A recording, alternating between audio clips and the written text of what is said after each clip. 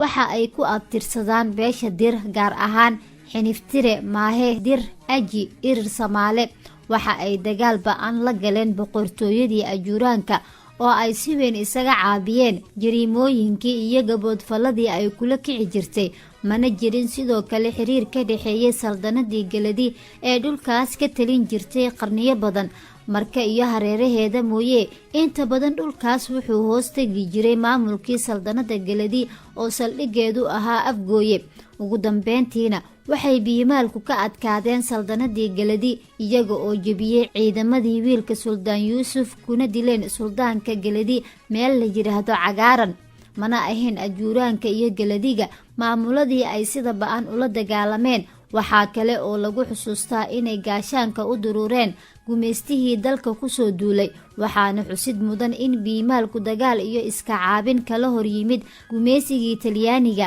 markii uu ka soo degay magaalada Marka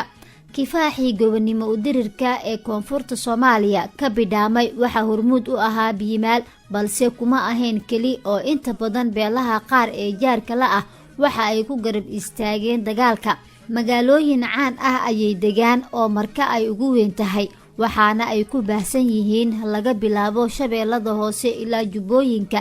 jariimooyin kala duwan ayay biimaalku kala kulmeen maamuladii dalka soo maray oo ugu weynaa midkii kacaanka kaas oo weligiis booqasho ku tagin Marka kana xayuubiyay dhulal iyo beero ay lahaayeen burburkii dalka kadibna maleeshiyaadkii USC ayaa gaboodfalo kala duwan ka geystay kuwaas oo aan in badan la diiwaan gelin maanta biimaalku waxa ay mar kale ku naaloonayaan isu talis iyo ismaamulid sida beelaha kale ay dhulkooda uga taliyaan waxayna kaalin libaax leh uga jiraan dhinacyada siyaasadda iyo maamulka haddaba waa markaadee wax nooga sheeg walaalaha biimaal ma kula leedahay saaxiibo noogu yar aan isbarane muuqaalkana la wadaag si ay kula daawadaan